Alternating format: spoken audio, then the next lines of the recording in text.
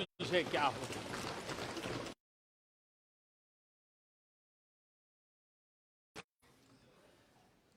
सदन में हंसी मजाक, टीका टिप्पणी, नोक-झोंक ये तो होता रहता है, लेकिन ये नहीं भूलना चाहिए कि आज राष्ट्र के रूप में गौरवपूर्ण अवसर हमारे सामने खड़े हैं। गौरव के क्षण हम जी रहे हैं। राष्ट्रपति जी के पूरे भाषण में जो बातें हैं वो 140 करोड़ देशवासियों के सेलिब्रेशन का अवसर है। देश ने सेलिब्रेट किया है।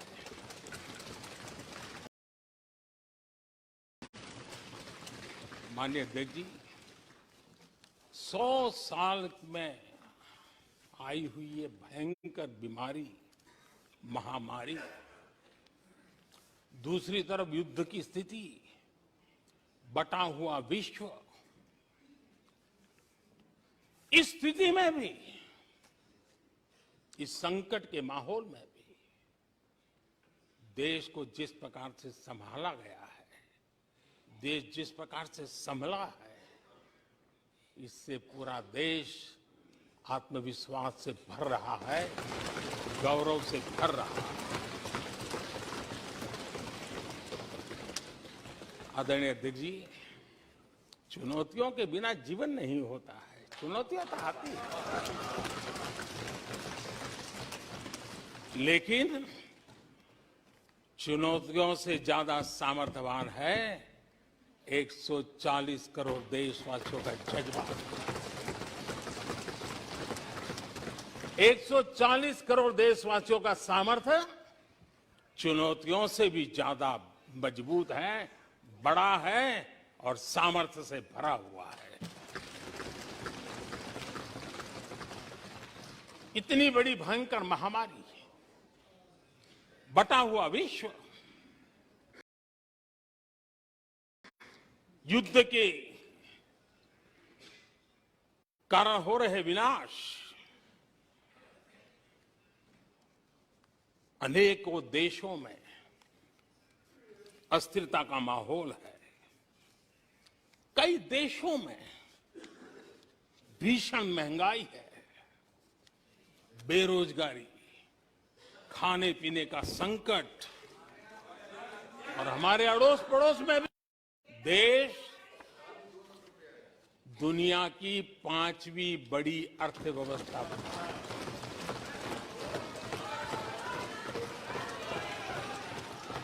आज पूरे विश्व में भारत को लेकर के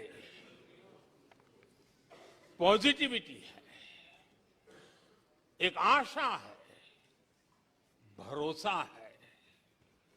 और माननीय अध्यक्ष जी, ये भी खुशी की बात है कि आज भारत को विश्व के समृद्ध देश ऐसे G20 समूह की अध्यक्षता का अवसर भी मिला। ये देश के लिए गर्व की बात है। ये देश के लिए गर्व की बात है। 140 करोड़ देशवासियों के लिए गौरव की बात है। लेकिन मुझे लगता है, पहले मुझे नहीं लगता था, लेकिन अभी लग रहा है शायद इससे भी कुछ लोगों को दुख हो रहा है। 140 करोड़ देशवासियों में किसी को दुख नहीं हो सकता है। वो आत्मनिरीक्षण करे, वो कौन लोग हैं जिसको इसका भी दुख हो रहा है। माननीय अध्यक्ष जी,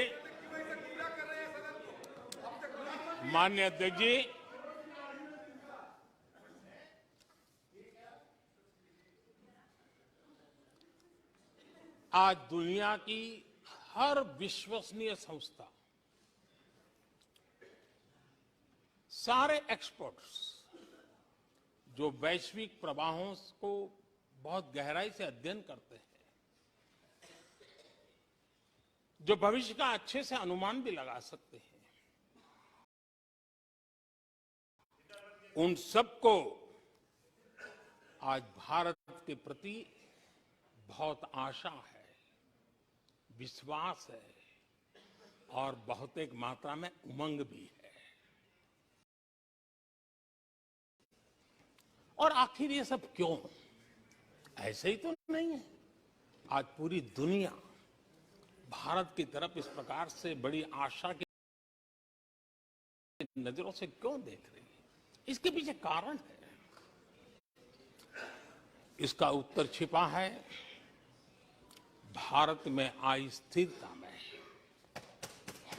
भारत की वैश्विक साख में, भारत के बढ़ते सामर्थ्य में और भारत में बन रही नई संभावनाओं में। माननीय अध्यक्ष जी, हमारी रोजमर्रा की जिंदगी में जो बातें हो रही है, उसी को मैं अगर शब्दबद्ध करूं और कुछ बातें उदाहरण से समझाने की कोशिश करूं। अब आप देखिए, भारत में एक 2-3 दशक अस्थिरता के रहे, आज स्थिरता है, पॉलिटिकल स्टेबिलिटी है, स्टेबल गवर्नमेंट भी है और डिसिसिव गवर्नमेंट है।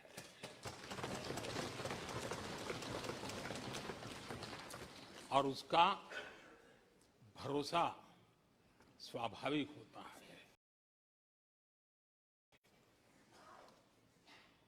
एक निर्णायक सरकार, एक पूर्ण बहुमत से चलने वाली सरकार,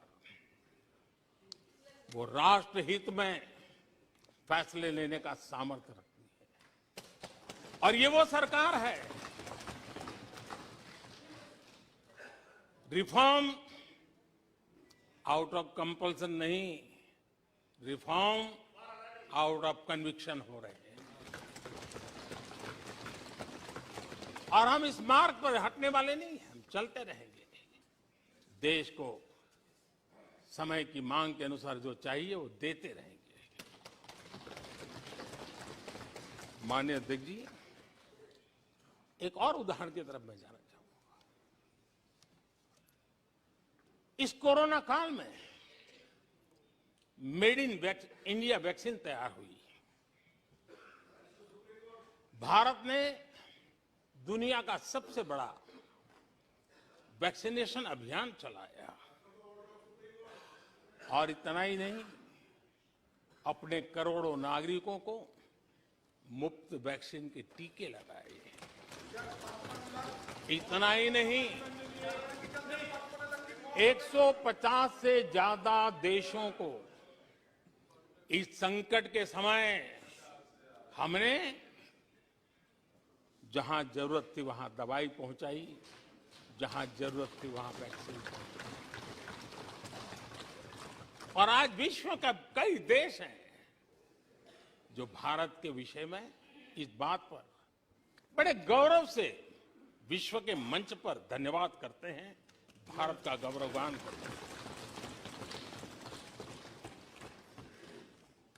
उसी प्रकार से तीसरे एक पहलू की तरफ ध्यान देते हैं। इसी संकट काल में आज भारत का डिजिटल इंफ्रास्ट्रक्चर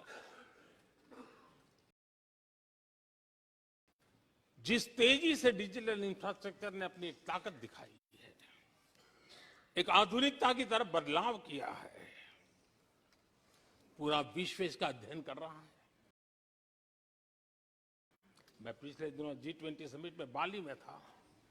डिजिटल इंडिया की चारों तरफ वाहवाही हो रही थी और बहुत क्यूरियोसिटी थी कि देश कैसे कर रहा है। कोरोना काल में दुनिया के बड़े बड़े देश, समृद्ध देश अपने नागरिकों को आर्थिक मदद पहुंचाना चाहते थे, नोटें छापते थे, बांटते थे, लेकिन बांट नहीं पाते थे।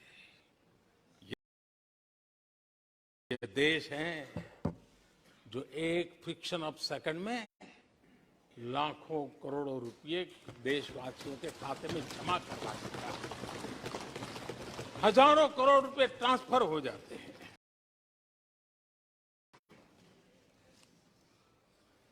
एक समय था छोटी छोटी टेक्नोलॉजी के लिए देश तरसता था।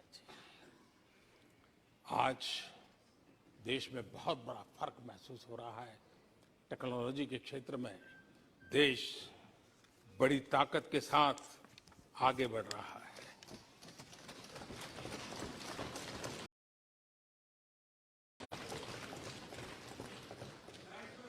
कोविन दुनिया के लोग अपने वैक्सीनेशन का सर्टिफिकेट भी दे नहीं पाते जी।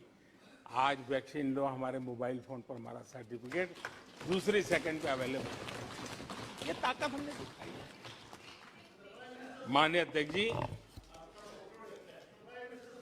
भारत में नई संभावनाएं हैं। दुनिया को सशक्त वैल्यू और सप्लाई चेन, उसमें आज पूरी दुनिया ने कोरोना कालखंड ने सप्लाई चेन के मुद्दे पर दुनिया को हिला के रख दिया है। आज भारत उस कमी को पूरने की ताकत के साथ आगे बढ़ रहा है। कईयों को बात समझना बहुत देर लग जाएगी।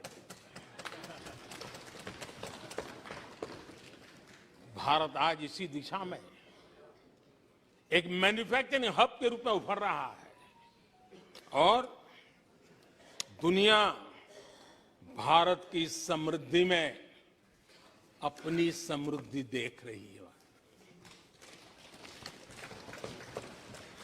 माननीय अध्यक्ष जी, निराशा में डूबे हुए कुछ लोग इस देश की प्रगति को स्वीकार ही नहीं कर पा रहे हैं। उन्हें भारत के लोगों की उपलब्धियां नहीं दिखती है।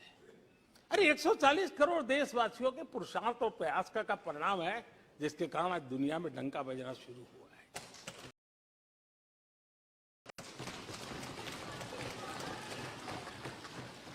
उन्हें भारत के लोगों के पुरुषार्थ और परिश्रम से प्राप्त उपलब्धियां उनको नजर नहीं आ रही हैं। माननीय अध्यक्ष जी,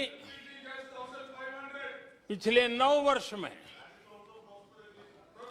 भारत में 90,000 स्टार्टअप्स और आज स्टार्टअप की दुनिया में हम दुनिया में तीसरे नंबर पर पहुंच चुके हैं। एक बहुत बड़ा स्टार्टअप इकोसिस्टम आज देश के टायर 2, टायर 3 सिटीज में भी पहुंच चुका है। हिंदुस्तान के हर कोने में पहुंचा है।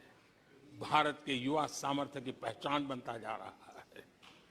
माननीय अध्यक्ष जी, इतने कम समय में और कोरोना के विकट कालखंड में 108 यूनिकॉर्न बने हैं और एक यूनिकॉर्न का मतलब होता है उसकी वैल्यू 6-7 हजार करोड़ से ज्यादा होती है। ये देश के नौजवानों ने करके दिखाया। माननीय अध्यक्ष जी, आज भारत दुनिया में मोबाइल मैन्युफैक्चरिंग में दुनिया में दूसरा बड़ा देश बन गया।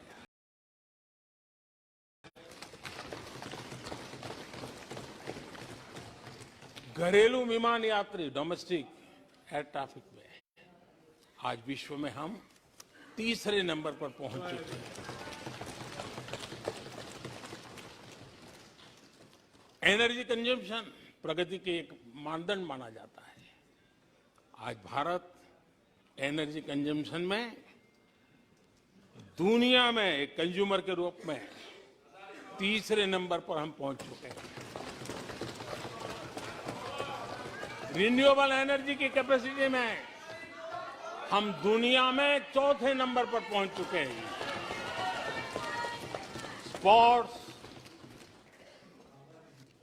कभी हमारी कोई पूछ नहीं होती थी, कोई पूछता नहीं था।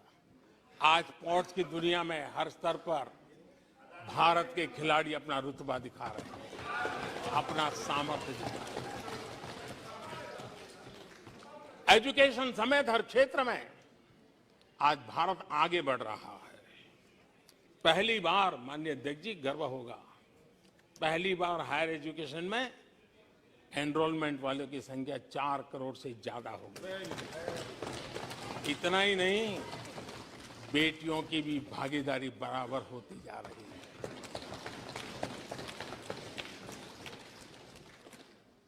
देश में इंजीनियरिंग हो, मेडिकल कॉलेज हो, प्रोफेशनल कॉलेजेस हो, उसकी संख्या बहुत तेजी से बढ़ रही है। स्पोर्ट्स के अंदर भारत का परचम, ओलंपिक हो, कॉमनवेल्थ हो, हर जगह पे हमारे बेटे, हमारी बेटियों ने शानदार प्रदर्शन किया है। माननीय अध्यक्ष जी, किसी भी भारतीय को ऐसी अनेक बातें मैं गिना सकता हूं। राष्ट्रपति जी ने अपने भाषण में कई बातें कही हैं। देश में हर स्तर पर, हर क्षेत्र में, हर सोच में आशा ही आशा नजर आ रही है।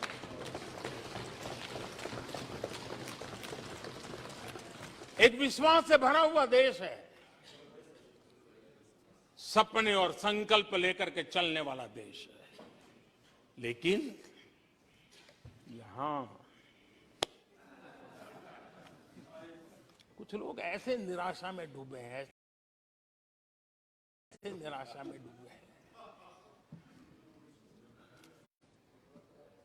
काका हाथरसी ने बड़ी मजेदार बात कही थी। काका हाथरसी ने कहा था, आगा पीछा देखकर, आगा पीछा देखकर क्यों होते गमगीन, जैसी जिसकी भावना वैसा दिखे सिन।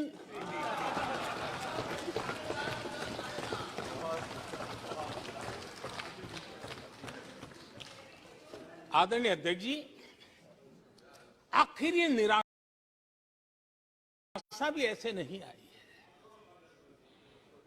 इसके पीछे कारण है। एक तो जनता का हुक्म, बार बार हुक्म,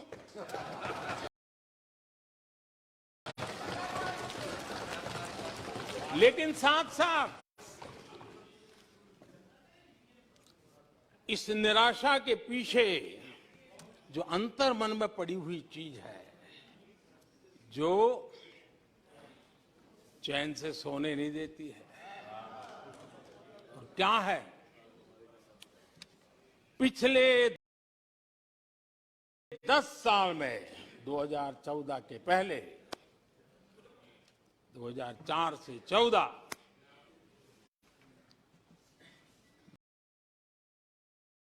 भारत की अर्थव्यवस्था खस्ता हाल हो गई।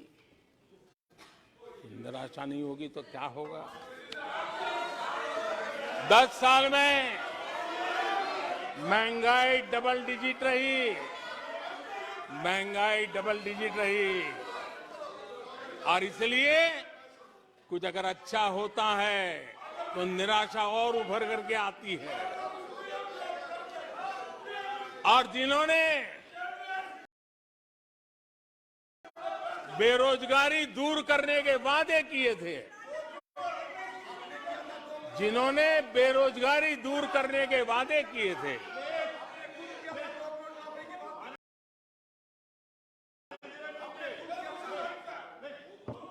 माननीय अध्यक्ष जी, एक बार जंगल में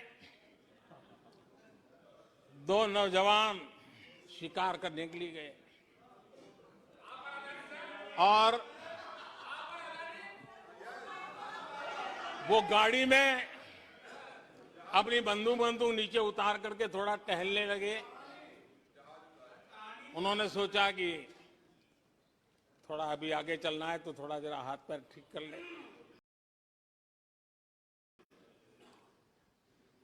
लेकिन गए थे तो बाघ का शिकार करने के लिए, और उन्होंने देखा आगे जाएंगे तो बाघ मिलेगा। लेकिन हुआ ये कि वहीं पर बाघ दिखाई दिया। अभी नीचे उतरे थे, अपनी गाड़ी में बंदूक वहीं पड़ी थी। बाघ दिखा, अब करे क्या? तो उन्हें लाइसेंस दिखाया कि मेरे पास बंदूक का लाइसेंस है।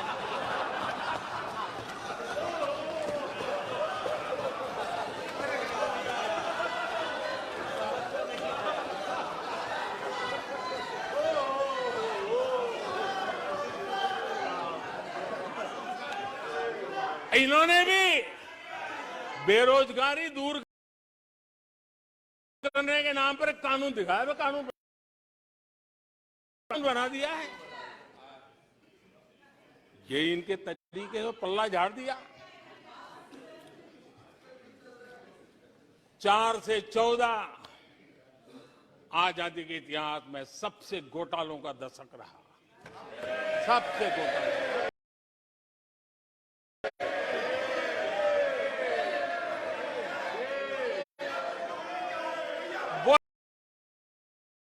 वही 10 साल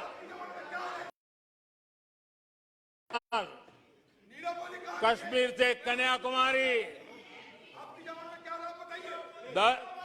कश्मीर से कन्याकुमारी, भारत के हर कोने में आतंकवादी हमलों का सिलसिला चलता रहा। 10 साल हर नागरिक असुरक्षित था। चारों तरफ यही सूचना रहती थी कि कोई अनजानी चीज को हाथ मत लगाना, अनजानी चीज से दूर रहना, वही खबरें रहती थी।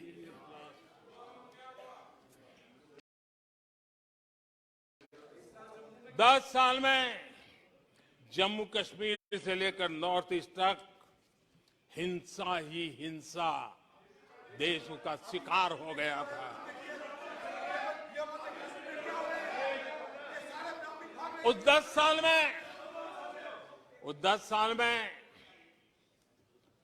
भारत की आवाज ग्लोबल प्लेटफॉर्म पर इतनी कमजोर थी कि दुनिया सुनने तक तैयार नहीं। आदरणीय अध्यक्ष जी, इनकी निराशा का कारण यह भी है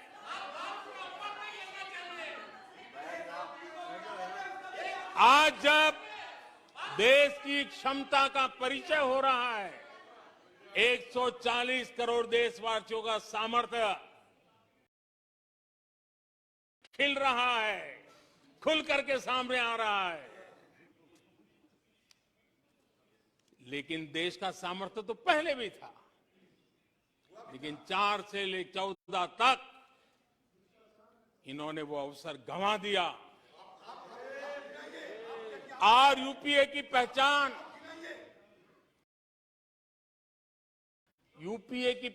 बन गई, हर मौके को मुसीबत में पलट दिया, हर मौके को मुसीबत में पलट दिया। जब टेक्नोलॉजी, इंफॉर्मेशन और टेक्नोलॉजी, इंफॉर्मेशन का युग बड़ी तेजी से बढ़ रहा था, उछल रहा था, उसी समय ये 2G में फंसे रहे, मौका मुसीबत में। सिविल न्यूक्लियर डील हुआ, जब सिविल न्यूक्लियर डील की चर्चा थी, तब ये कैश फॉर वॉट में फंसे रहे। ये खेल चले।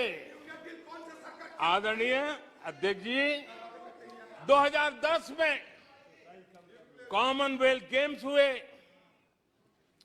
भारत को दुनिया के सामने, भारत की युवा सामर्थ्य को प्रस्तुत करना एक बहुत बड़ा अवसर था, लेकिन फिर मौका मुसीबत में, और CWG घोटाले में पूरा देश दुनिया में बदनाम हो गया। आदरणीय अध्यक्ष जी, सदी के सदी के दूसरे दशक में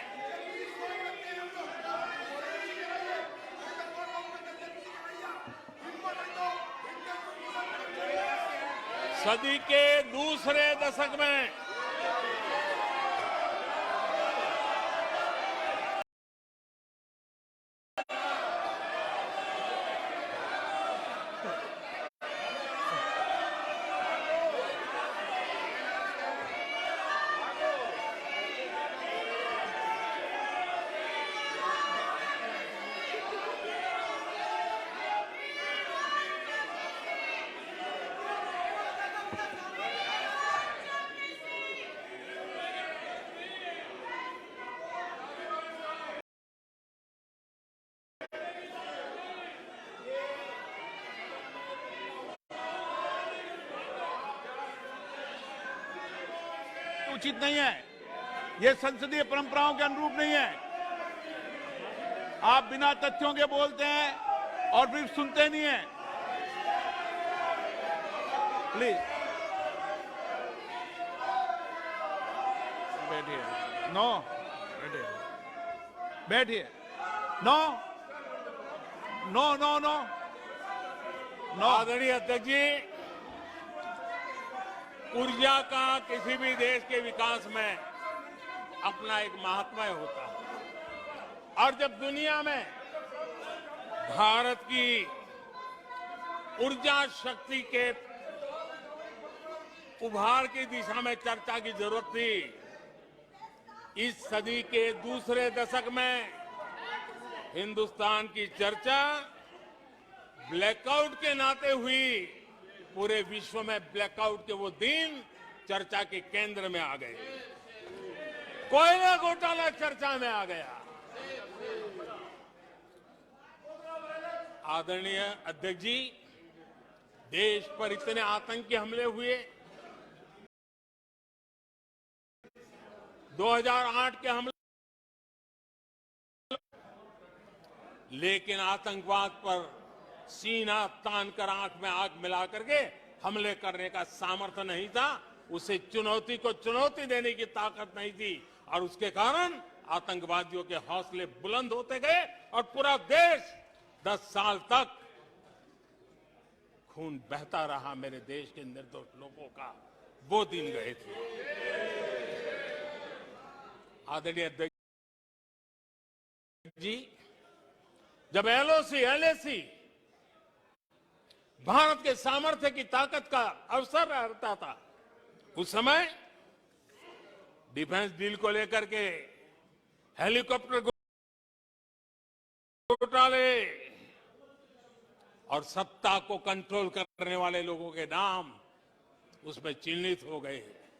आदरणीय अध्यक्ष जी, जब देश के लिए जरूरत थी और निराशा के मूल में ये चीजें पड़ी हुई है, सब उभर करके आ रहा है।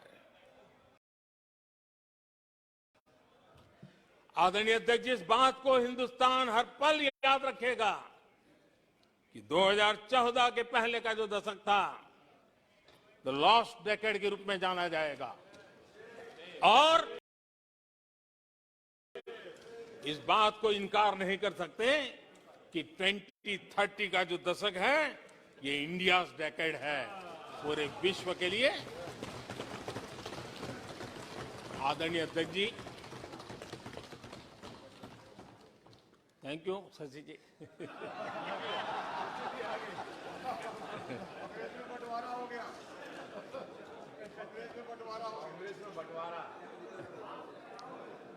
आदरणीय अध्यक्ष जी,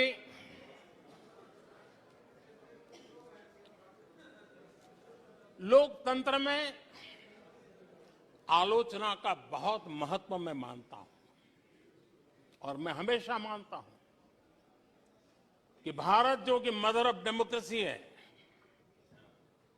सदियों से हमारे यहां लोकतंत्र हमारी रगों में पनपा हुआ है और इसलिए मैं हमेशा मानता हूं कि आलोचना एक प्रकार से लोकतंत्र की मजबूती के लिए, लोकतंत्र के संवर्धन के लिए, लोकतंत्र के स्पिरिट के लिए आलोचना एक शुद्धि यज्ञ है, उस रूप में हम आलोचना को देखने वाले हैं। लेकिन दुर्भाग्य से बहुत दिनों से मैं इंतजार कर रहा हूं, कोई तो मेहनत करके आएगा, करके कोई आलोचना करेगा ताकि देश को कुछ लाभ हो। लेकिन 9 साल आलोचना नहीं, आरोपों में गंवा दिए जिन्होंने, सिवाय आरोप, गाली गलौज, कुछ भी बोल दो, इसके सिवाय कुछ नहीं किया। गलत आरोप। और हाल ये चुनाव हार जाओ, ईवीएम खराब, दे दो गाली। चुनाव हार जाओ, चुनाव आयोग को गाली दे दो। क्या तरीका है? अगर कोर्ट में फैसला पक्ष में नहीं आया तो सुप्रीम कोर्ट को गाली दे दो, उसकी आलोचना कर दो। अगर भ्रष्टाचार की जांच हो रही है,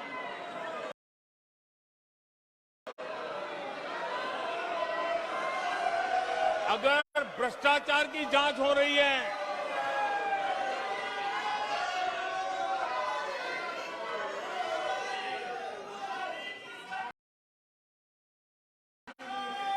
माननीय अध्यक्ष जी, अगर भ्रष्टाचार की जांच हो रही है तो जांच एजेंसियों को गाली दो, सेना पराक्रम करे, सेना अपना शौर्य दिखाए और वो नैरेटिव देश के जन जन के अंदर एक नया विश्वास पैदा करे। तो सेना की आलोचना करो, सेना को गाली दो, सेना पर आरोप करो। कभी आर्थिक देश की प्रगति की खबरें आए, आर्थिक प्रगति की चर्चा हो, विश्व के सारे संस्थान भारत के आर्थिक गौरवगान करे, तो यहां से निकलो, आरबीआई को गाली दो, भारत के आर्थिक संस्थानों को गाली दो। आदरणीय अध्यक्ष जी, हमने 9 साल देखा है, माननीय कंस्ट्रक्टिव क्रिटिसिज्म की जगह, माननीय आप सदन के नेता हैं, आप माननीय सदस्यों को समझा दें, लोकतंत्र के लिए जिसकी ये आवश्यकता है, संसदीय परंपरा के अनुरूप नहीं है कि बैठे बैठे बोलें। नो, गलत, नो, नो, आपने भी बोला है, गलत तरीका है ये। नो, बैठ जाइए, गलत तरीका है। ना, जब सदन के नेता बोल रहे हैं तो आपको मर्यादा से सुनना चाहिए। प्लीज बैठिए। माननीय प्रधानमंत्री जी। माननीय अध्यक्ष जी, पिछले 9 साल हमने देखा है, कुछ लोगों की बैंक्रप्सी को देखा है कि कंस्ट्रक्टिव क्रिटिसिज्म की जगह कंपल्सिव क्रिटिक्स ने ले ली है, और ये कंपल्सिव क्रिटिक्स इसी में डूबे हुए हैं, खोए हुए हैं। माननीय अध्यक्ष जी, सदन में भ्रष्टाचार की जांच करने वाली एजेंसियों के बारे में बहुत कुछ कहा गया, और मैंने देखा कि बहुत सारे विपक्ष के लोग इस विषय में सुर मिला रहे थे। मिले मेरा तेरा सुर।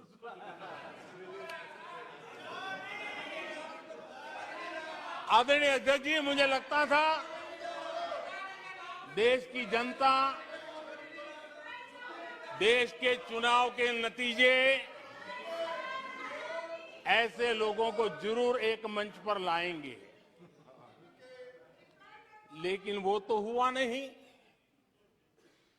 लेकिन इन लोगों ने ईडी का धन्यवाद करना चाहिए कि ईडी के कारण ये लोग एक मंच पे आए हैं। ईडी ने ईडी ने एक लोगों को एक बेंच पर ला दिया है।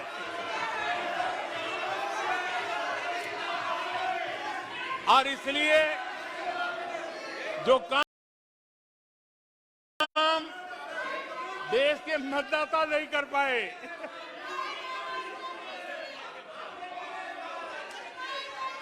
आदरणीय अध्यक्ष, मैं कई बार सुन रहा हूं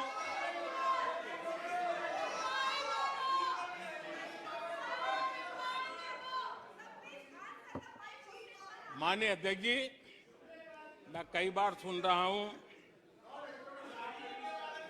यहां कुछ लोगों को हार्वर्ड स्टडी का बड़ा क्रेज है। हार्वर्ड स्टडी है, बड़ा क्रेज है। कोरोना काल में और कांग्रेस ने कहा था कि भारत की बर्बादी पर हार्वर्ड में केस स्टडी होगी।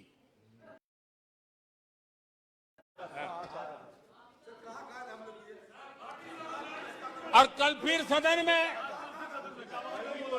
हार्वर्ड यूनिवर्सिटी में स्टडी की बात कल फिर हुई। लेकिन माननीय अध्यक्ष जी, बीते वर्षों में माननीय अध्यक्ष जी, बीते वर्षों में हार्वर्ड में एक बहुत बढ़िया स्टडी हुई है, बहुत इंपॉर्टेंट स्टडी हुई है। और उस स्टडी है, उसका टॉपिक क्या था मैं जरूर सदन को बताना चाहूंगा। और ये स्टडी हो चुकी है। स्टडी है the rise and decline of India Congress party. ये स्टडी हो चुका है और मुझे विश्वास है अध्यक्ष जी, मुझे विश्वास है भविष्य में कांग्रेस की बर्बादी पर सिर्फ हार्वर्ड नहीं, बड़े बड़े विश्वविद्यालयों में अध्ययन होना ही होना है और डुबाने वाले लोगों पर भी होने वाला है। आदरणीय अध्यक्ष जी, मैं ऐसे लोगों के लिए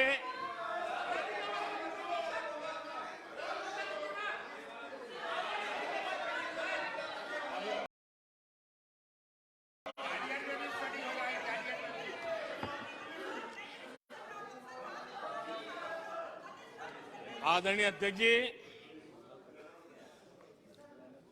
इस प्रकार के लोगों के लिए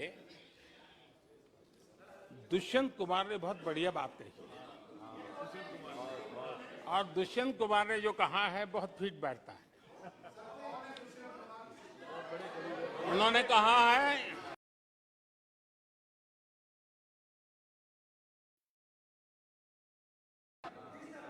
तुम्हारे पांव के नीचे, तुम्हारे पांव के नीचे कोई जमीन नहीं, तुम्हारे पांव के नीचे कोई जमीन नहीं। कमाल ये है, कमाल ये है कि फिर भी तुम्हें यकीन नहीं।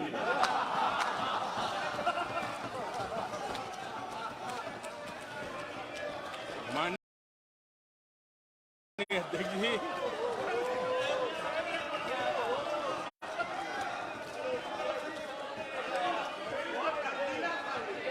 आदरणीय अध्यक्ष जी, सुनो, आदरणीय अध्यक्ष जी, ये लोग बिना सर पैर की बातें करने के आदी होने के कारण उनको ये भी याद नहीं रहता है कि वो खुद का कितना कॉन्ट्राडिक्शन कहते हैं। कभी एक बात, कभी दूसरी बात, कभी एक तरफ, कभी दूसरी तरफ। हो सकता है वो आत्मचिंतन करके खुद के अंदर जो विरोधाभास है उसको भी तो ठीक करेंगे। अब 2014 के से 2014 से ये लगातार कोस रहे हैं, हर मौके पर कोस रहे हैं, भारत कमजोर हो रहा है, भारत की कोई सुनने को तैयार नहीं है, भारत की दुनिया में कोई वजूद नहीं रहा, न जाने क्या क्या कहा। और अब क्या कह रहे हैं? अब कह रहे हैं कि भारत इतना मजबूत हो गया है कि दूसरे देशों को दबकाकर फैसला।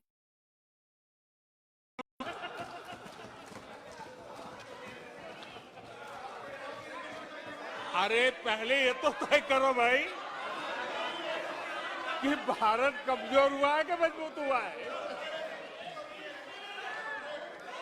माननीय अध्यक्ष जी,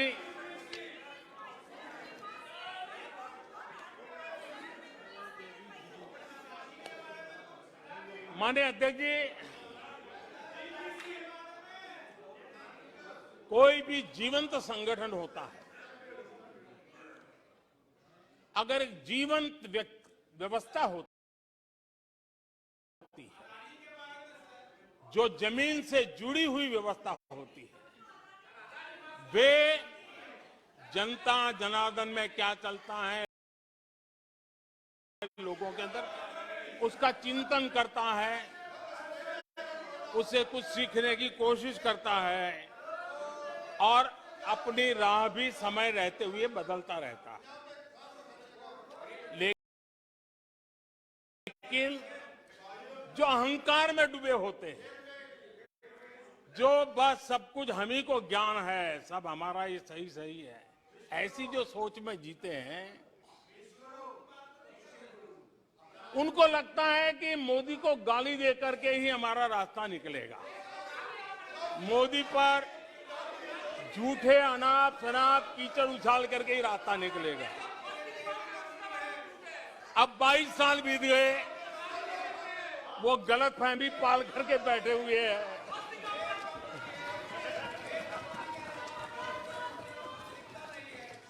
आदरणीय अध्यक्ष जी, मोदी पे भरोसा अखबार की सुर्खियों से पैदा नहीं हुआ है। मोदी पे ये भरोसा टीवी पर चमकते चेहरों से नहीं हुआ है। जीवन खपा दिया है, पल पल खपा दी है, देश के लोगों के लिए खपा दी है, देश के उज्जवल भविष्य के लिए खपा दी है।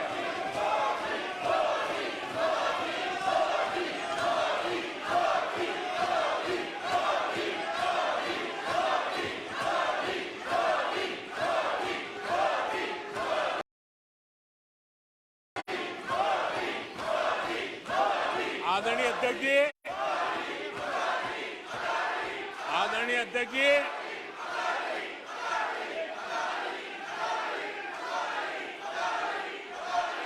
आदरणीय अध्यक्ष जी,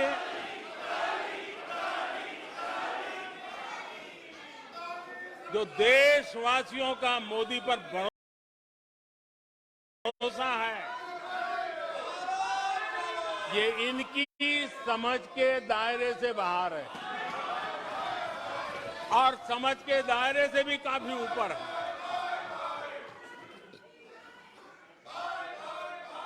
क्या ये झूठे आरोप लगाने वालों पर मुफ्त राशन प्राप्त करने वाले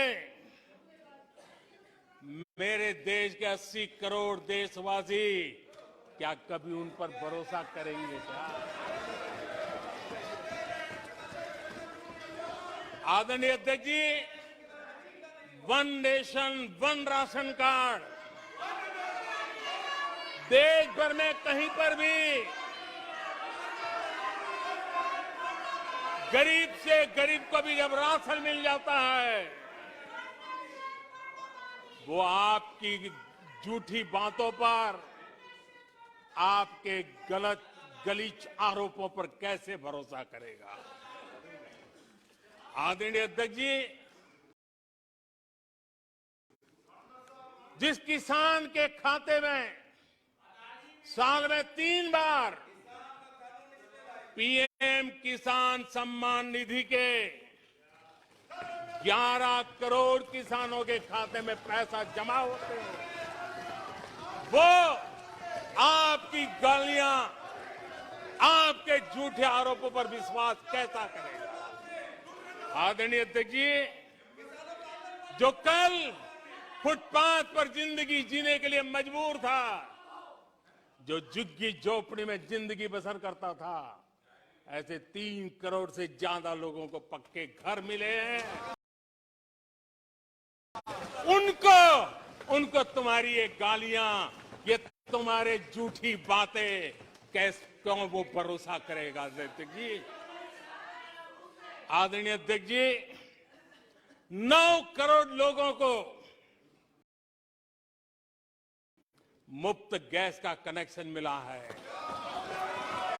वो आपकी झूठ को कैसे स्वीकार करेगा? 11 करोड़ बहनों को इज्जत घर मिला है, शौचालय मिला है, वो आपके झूठ को कैसे स्वीकार करेगा? आदरणीय अध्यक्ष जी, आजादी के 75 साल बीत गए, 8 करोड़ परिवारों को आज नल से जल मिला है, वो माताएं तुम्हारे झूठ को कैसे स्वीकार करेगी? तुम्हारी गलतियों को, गालियों को कैसे स्वीकार करेगी? आयुष्मान भारत योजना से 2 करोड़ परिवारों को मदद पहुंची है, जिंदगी बच गई है उनकी। मुसीबत के समय मोदी काम आया है, तुम्हारी गालियां को वो कैसे स्वीकार करेगा? कैसे स्वीकार करेगा? आदरणीय अध्यक्ष जी, आपकी गालियां, आपके आरोपों को इन कोटि आदरणीय अध्यक्ष जी, आपकी गालियों को, आपके आरोपों को इन कोटि भारतीयों से होकर के गुजरना पड़ेगा, जिनको दशकों तक मुसीबतें में जिंदगी जीने के लिए तुमने मजबूर किया। आदरणीय अध्यक्ष जी, कुछ लोग अपने लिए, अपने परिवार के लिए बहुत कुछ तबाह करने पर लगे हुए हैं, अपने लिए, अपने परिवार के लिए जी रहे हैं। मोदी तो 25 करोड़ देशवासियों के परिवार का सदस्य है।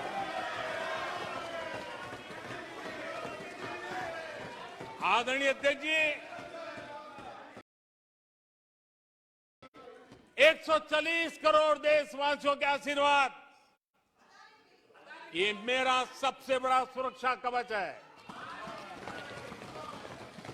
और गालियों के शस्त्र से, झूठ के शस्त्रास्त्रों से इस सुरक्षा कवच को कभी तुम भेद नहीं सकते हो। वो विश्वास का सुरक्षा कवच है, और इन शस्त्रों से तुम कभी भेद नहीं सकते हो। आदरणीय अध्यक्ष जी,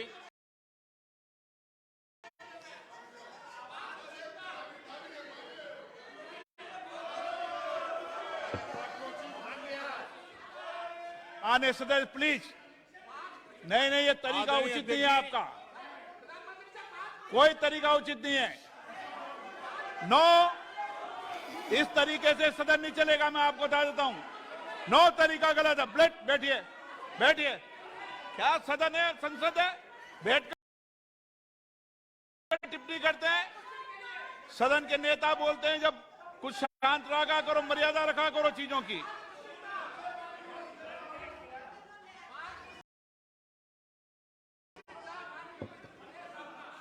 आदरणीय अध्यक्ष जी, हमारी सरकार कुछ बातों के लिए प्रतिबद्ध है। समाज के वंचित वर्ग को वरीयता, उस संकल्प को लेकर के हम जी रहे हैं। उस संकल्प को लेकर के दशकों तक दलित, पिछड़े, आदिवासी जिस हालत में उनको छोड़ दिया गया था, वो सुधार नहीं आया जो संविधान निर्माताओं ने सोचा था, जो संविधान निर्माताओं ने निर्दिष्ट किया था। 2014 के बाद गरीब कल्याण योजनाओं का सर्वाधिक लाभ मेरे इन्हीं परिवारों को मिला है। दलित, पिछड़ों, आदिवासी की बस्तियों में पहली बार, मानिए थे कि पहली बार बिजली पहुंची है। मीलों तक पानी के लिए जाना पड़ता था, पहली बार नल से जल पहुंच रहा है, इन परिवारों में पहुंच रहा है। माननीय अध्यक्ष जी,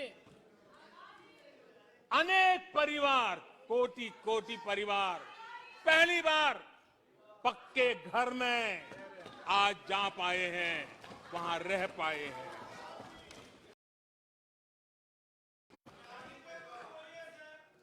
आदरणीय अध्यक्ष जी, जो बस्तियां आपने छोड़ दी थी,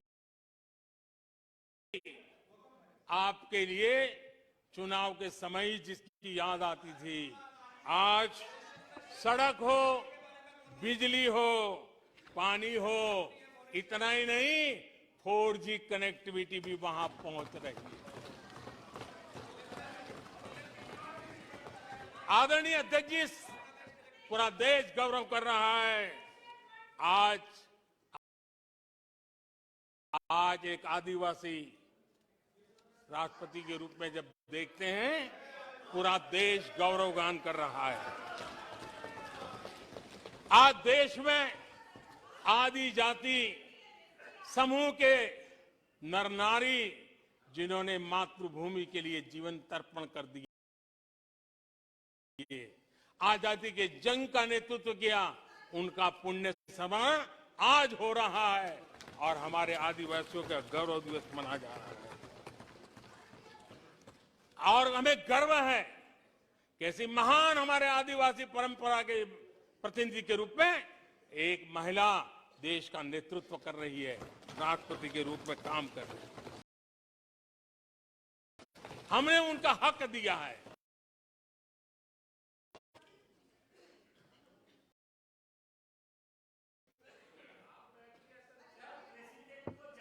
आदरणीय अध्यक्ष जी, हम पहली बार देख रहे हैं,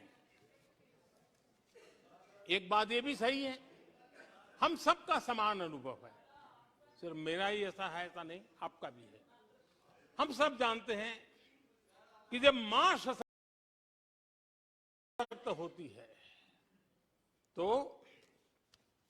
पूरा परिवार सशक्त होता है। जब मां सशक्त होती है तो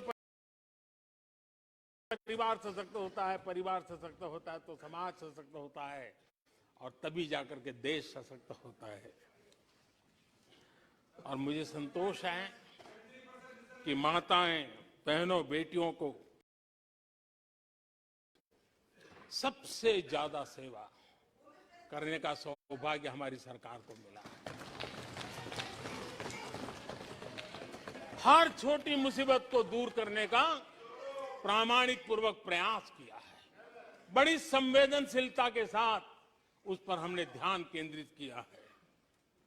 आदरणीय अध्यक्ष जी, कभी कभी मजाक उड़ाया जा रहा है, ऐसा कैसा प्रधानमंत्री है, लाल किले पर से टॉयलेट की बातें करता है, बड़ी मजाक उड़ाई गई। आदरणीय अध्यक्ष जी, ये टॉयलेट, ये इज्जतघर, इन मेरी माताओं बहनों की क्षमता, उनकी सुविधा, उनका सुरक्षा का सम्मान करने वाली बात। इतना ही नहीं मानिए अध्यक्ष जी, जब मैं सैनिटरी पैड की बात करता हूं तो लोगों को लगता है अरे प्रधानमंत्री ऐसे विजय में क्यों जाते हैं।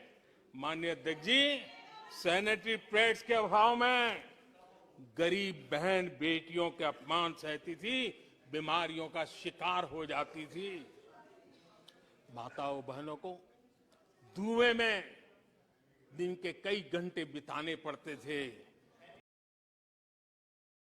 उनका जीवन धुएं फंसा रहता था, उसे मुक्ति दिलाने का काम उन गरीब माताओं बहनों को करने का सौभाग्य हमें मिला है। जिंदगी खप जाती थी, आधा समय पानी के लिए, आधा समय केरोसिन की लाइन के अंदर खपे रहते थे। आज उससे मुक्ति देने का संतोष, उन माताओं बहनों को मुक्ति देने का संतोष।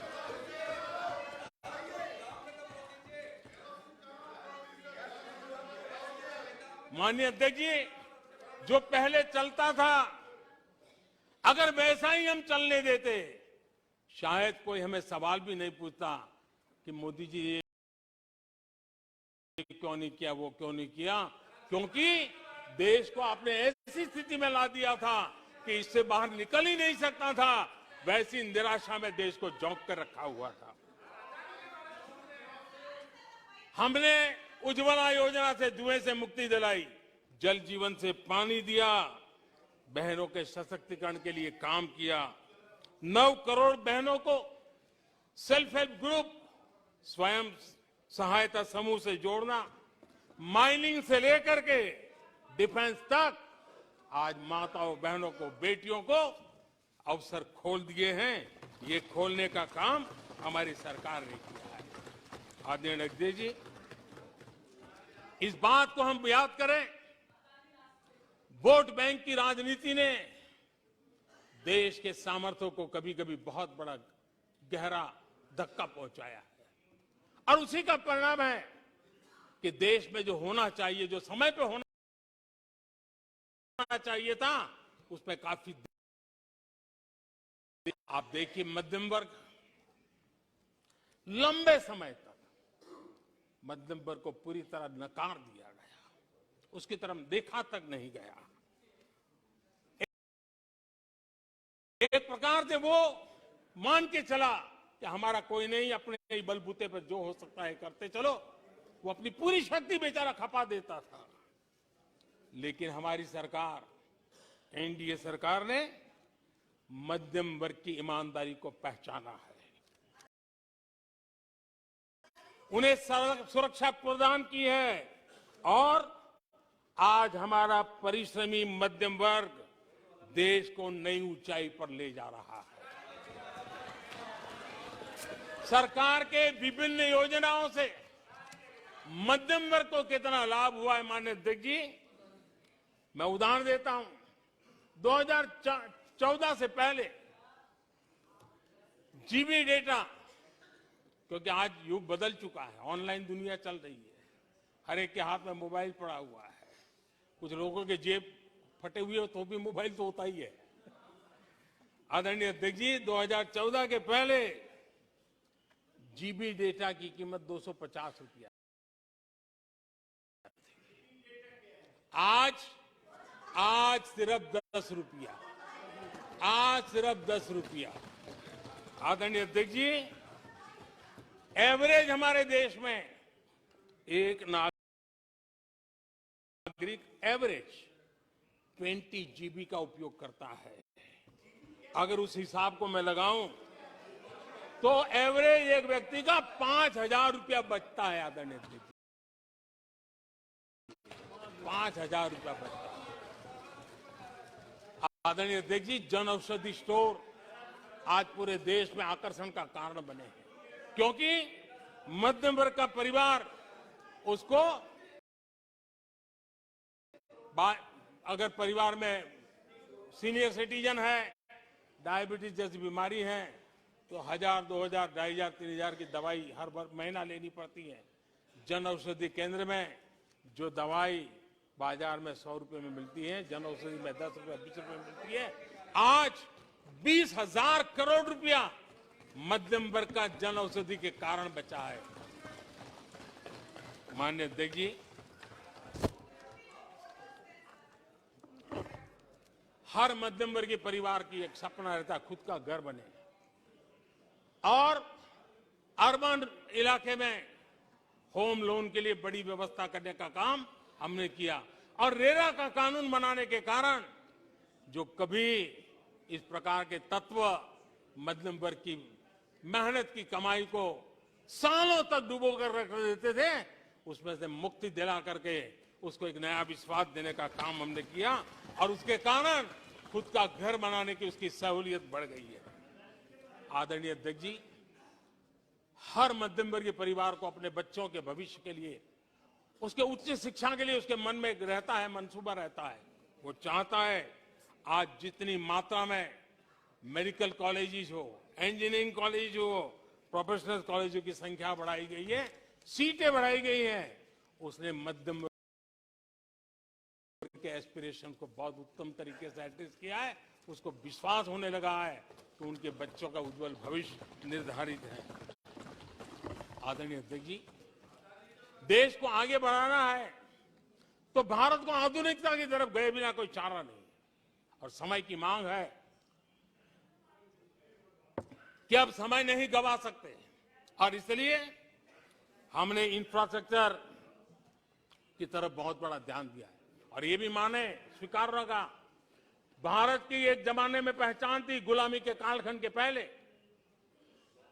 गुलामी के कालखंड के पहले ये देश आर्किटेक्चर के लिए, इंफ्रास्ट्रक्चर के लिए दुनिया में उसकी एक ताकत थी, पहचान थी। गुलामी के कालखंड में सारा नष्ट हो गया। देश आजाद होने के बाद वो दिन दोबारा में आएगा ऐसी आशा थी, लेकिन वो भी समय बीत गया। जो होना चाहिए था, जिस गति से होना चाहिए, जिस स्केल से होना चाहिए था, वो हम नहीं कर पाए। आज उसमें बहुत बड़ा बदलाव इस दशक में देखा जा रहा है। सड़क हो, समुद्री मार्ग हो, व्यापार हो, वाटरवेज हो, हर क्षेत्र में आज इंफ्रास्ट्रक्चर का कायाकल्प देख रहा है। हाईवे पर रिकॉर्ड निवेश हो रहा है। माननीय अध्यक्ष जी, दुनिया भर में आज चौड़ी सड़कों की व्यवस्था होती थी। भारत में चौड़ी सड़कें, हाईवे, एक्सप्रेसवे आज देश की नई पीढ़ी देख रही है। भारत में वैश्विक स्तर के अच्छे हाईवे, एक्सप्रेस दिखे, इस दिशा में हमारा काम है। पहले रेलवे इंफ्रास्ट्रक्चर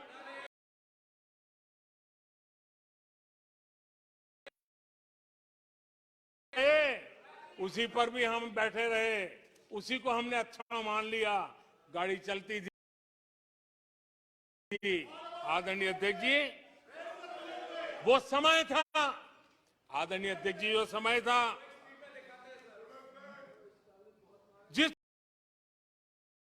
प्रकार से अंग्रेजों छोड़ करके गए थे, उसी भाव में जीते रहे।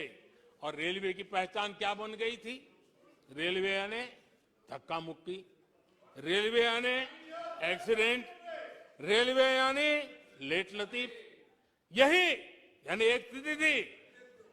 लेट लतीफ में एक कहावत बनी गई थी, रेलवे यानी लेट लतीफी। एक समय था हर महीने एक्सीडेंट होने वाली घटनाएं बार बार आती थी। एक समय था एक्सीडेंट एक किस्मत बन गई थी। लेकिन अब ट्रेनों के अंदर वंदे भारत की मांग, हर एमपी चिट्ठी लिखता है, मेरे यहां वंदे भारत चालू करो।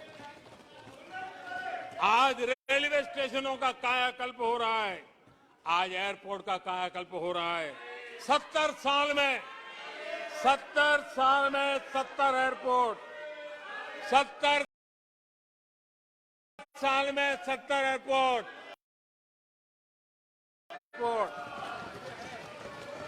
देश में वाटरवेज भी बन रहा है। आज वाटरवेज पर ट्रांसपोर्टेशन हो रहा है। आदरणीय अध्यक्ष जी, देश आधुनिकता की तरफ बढ़े, इसके लिए आधुनिक इंफ्रास्ट्रक्चर को बल देते हुए आदरणीय अध्यक्ष जी, मैंने जीवन में, सार्वजनिक जीवन में 4-5 दशक मुझे हो गए और मैं हिंदुस्तान के गांवों से गुजरा हुआ इंसान हूं। 4-5 दशक तक उसमें से एक लंबा कालखंड परिव्राजक के रूप में बिताया है। हर स्तर के परिवारों से बैठने उठने का, बात करने का अवसर मिला है और इसलिए भारत के हर भूभाग को, समाज की हर भावना से परिचित हूं और मैं इसके आधार पर कह सकता हूं और बड़े विश्वास से कह सकता हूं कि भारत का सामान्य मानवी पॉजिटिविटी से भरा हुआ है। सकारात्मकता उसके स्वभाव का, उसके संस्कार का हिस्सा है। भारतीय समाज नेगेटिविटी को सहन कर लेता है, स्वीकार नहीं करता। ये उसकी प्रकृति नहीं। भारतीय समुदाय का स्वभाव खुशमिजाज है, स्वप्नशील समाज है, सत्कर्म के रास्ते पर चलने वाला समाज है, सृजन कार्य से जुड़ा हुआ समाज है। हम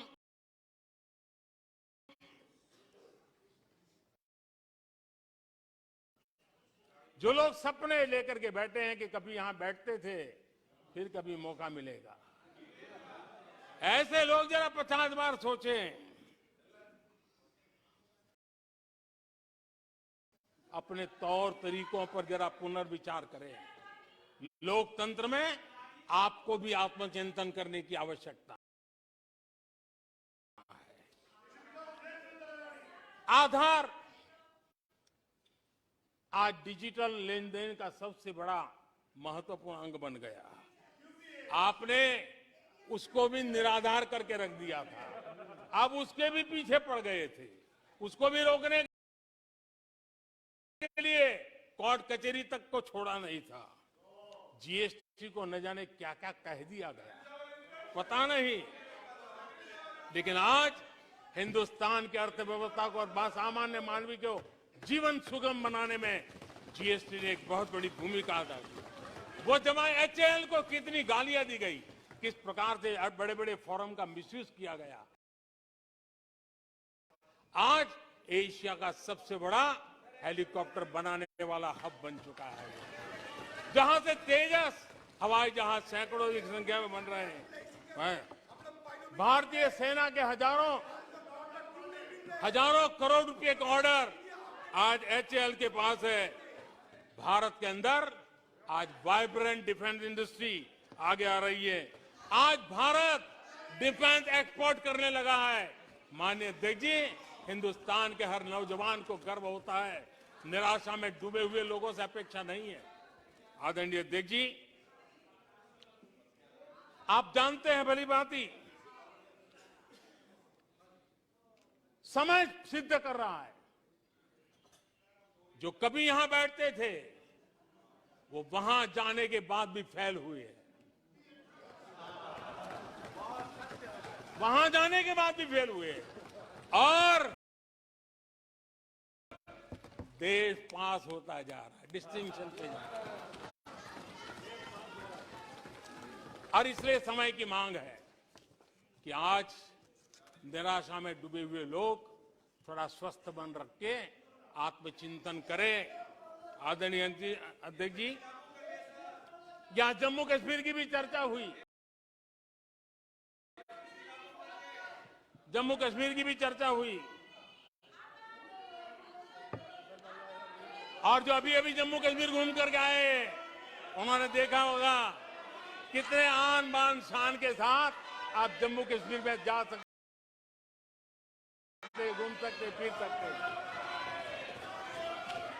आदरणीय अध्यक्ष जी, पिछली शताब्दी के उत्तरार्ध में आदरणीय अध्यक्ष जी, पिछली शताब्दी के उत्तरार्ध में मैं भी जम्मू कश्मीर में यात्रा लेके गया था और लाल चौक में तिरंगा फहराने का संकल्प लेकर के चला था। और तब आतंकवादियों ने पोस्टर लगाए थे,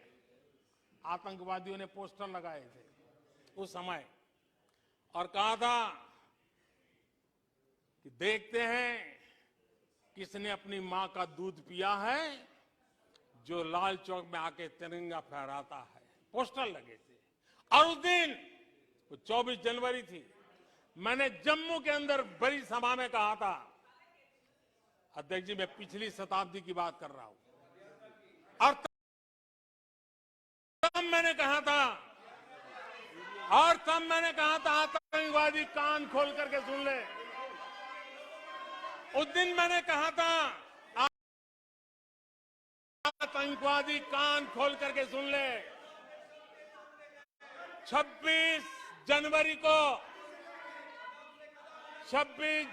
को ठीक 11 बजे मैं लाल चौक पहुंचूंगा, बिना सिक्योरिटी आऊंगा, बुलेट प्रूफ जैकेट के बिना आऊंगा, और फैसला लाल चौक में होगा किसने अपनी मां का दूध पिया।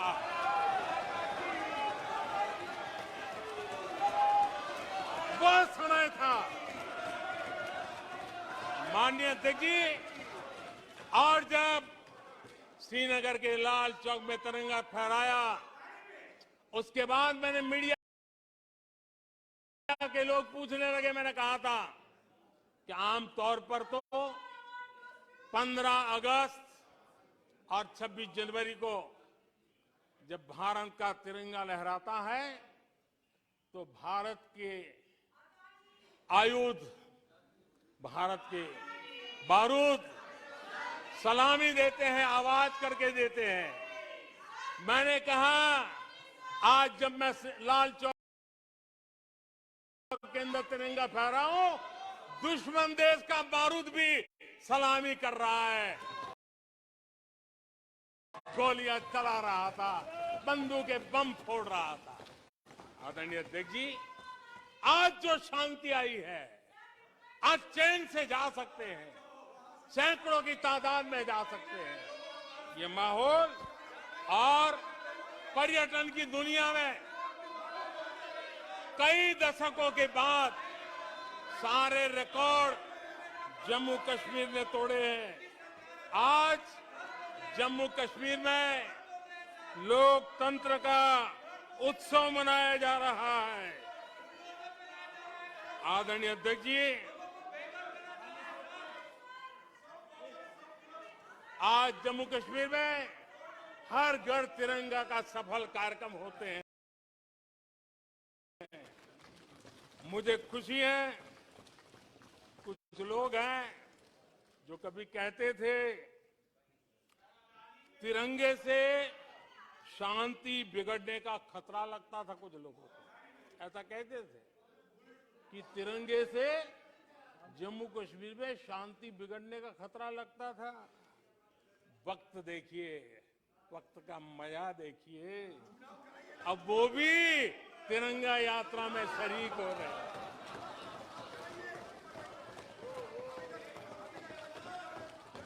और आदरणीय अध्यक्ष जी, अखबारों में एक खबर आई थी जिसकी तरफ ध्यान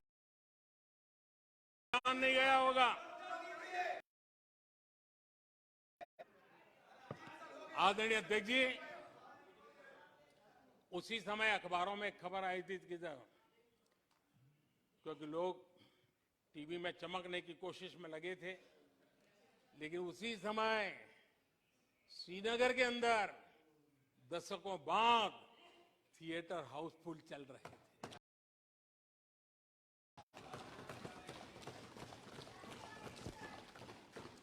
और अलगाववादी दूर दूर तक नजर नहीं आते थे। अब ये देश ने देखा। आदरणीय अध्यक्ष जी, अभी हमारे साथी आखिरी हमारे माननीय सदस्य नॉर्थ ईस्ट के लिए कह रहे थे। मैं कहूंगा जरा एक बार नॉर्थ ईस्ट हो आइए। आपके जमाने का नॉर्थ ईस्ट और आज के जमाने का नॉर्थ ईस्ट देखिए। आधुनिक चौड़े हाईवे हैं, रेल की सुख सुविधा वाली सफर है, आप आराम से हवाई जहाज से जा सकते हैं। नॉर्थ ईस्ट के हर कोने में आज बड़ी, और मैं गर्व के साथ कहता हूं, आजादी का 75 साल मना रहे हैं, तब मैं गर्व से कहता हूं 9 साल में करीब करीब 7500 7,500 7,500 जो हथियार के रास्ते पे चल पड़े थे, ऐसे लोगों ने सरेंडर किया और अलगाववादी प्रवृत्ति छोड़ करके मुख्य धारा में आने का काम किया है। आदरणीय अध्यक्ष जी, आज त्रिपुरा में लाखों परिवारों को पक्का घर मिला है, उसकी खुशी में मुझे शरीक होने का अवसर मिला। जब मैंने त्रिपुरा में हीरा योजना की बात कही थी, तब मैंने कहा था हाईवे, हाईवे, रेलवे और एयरवे, हीरा, ये हीरा का आज सफलतापूर्वक त्रिपुरा की धरती पर मजबूती नजर आ रही है। त्रिपुरा तेज गति से आज भारत की विकास यात्रा का भागीदार बना है। आदरणीय अध्यक्ष जी, मैं जानता हूं सच सुनने के लिए भी बहुत सामर्थ्य लगता है। आदरणीय अध्यक्ष जी, झूठे गंदे आरोपों को सुनने के लिए भी बहुत बड़ा धैर्य लगता है, और मैं इन सबका अभिनंदन करता हूं जिन्होंने धैर्य के साथ गंदी से गंदी बातें सुनने का ताकत दिखाई है। ये अभिनंदन के अधिकारी है। लेकिन जो सच सुनने का सामर्थ्य नहीं रखते हैं, वो कितनी निराशा की गर्त में डूब चुके होंगे, इसका देश आज सबूत देख रहा है। माननीय अध्यक्ष जी,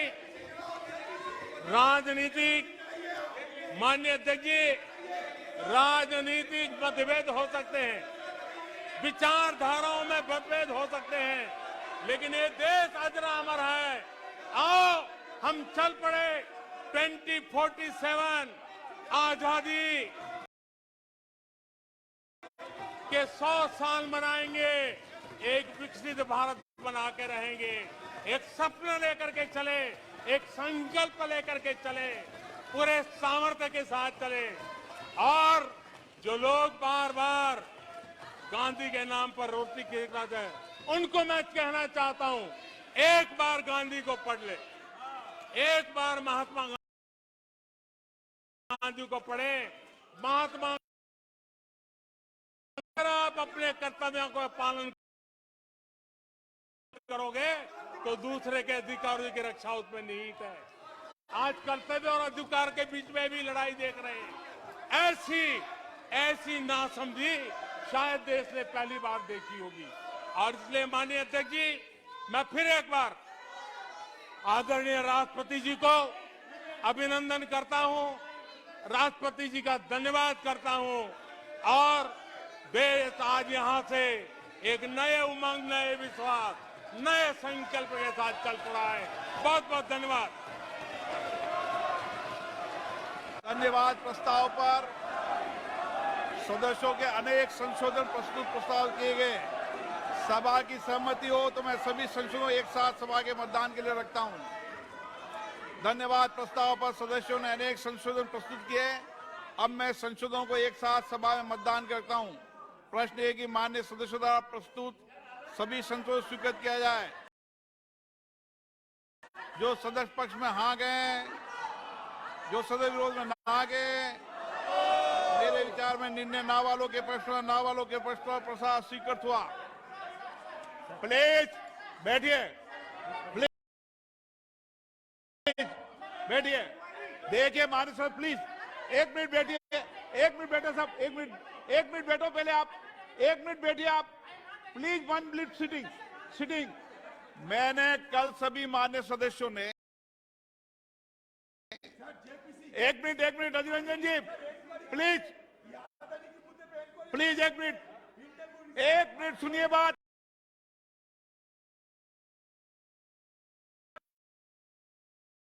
बात सुनिए। कल सदन में सभी मान्य सदस्यों ने देर रात्रि तक धन्यवाद प्रस्ताव पर चर्चा पर भाग लिया। कुछ मान्य सदस्यों ने राष्ट्रपति अभिभाषण के बाहर के बिंदु भी कहे, बिना तथ्यों के, बिना सबूतों